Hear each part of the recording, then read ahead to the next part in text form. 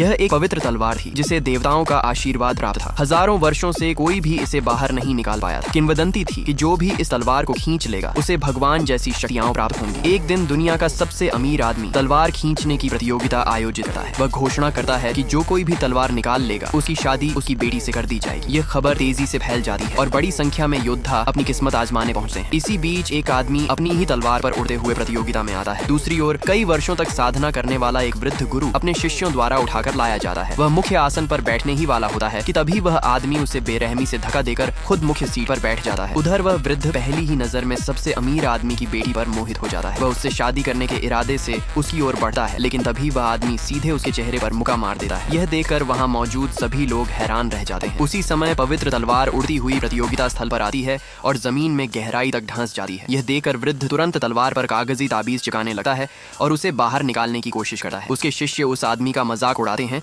और कहते हैं कि वह अपनी क्षमता से ज्यादा सोच रहा है, लेकिन वह आदमी बिल्कुल ध्यान नहीं देता। उसे साफ पता था कि वृद्ध में तलवार को पूरी तरह निकालने की शक्ति नहीं है। तभी जब सभी को लगता है कि वृद्ध सफल हो गया है, अचानक तलवार की दुष्ट ऊर्जा के प्रहार से वह बुरी तरह घायल हो जाता है। वह आदमी बस तलवार की ओर एक नजर डालता है, फिर सीधे जाकर उसकी मूठ पकड़ लेता है। वृद्ध के शिष्य उसका मजाक उड़ाते हैं और कहते हैं कि वह खुद पर मुसीबत बुला रहा है, लेकिन अगले ही पल वह आदमी आसानी से तलवार निकाल लेता है और उसे ऊंचा उठाकर खड़ा हो जाता है। इतना ही नहीं, वह तलवार के चारों ओर फैली सारी नकारात्मक ऊर्जा भी साफ कर देता है। यह देखकर वहां मौजूद सभी लोग स्तब्ध रह जाते हैं।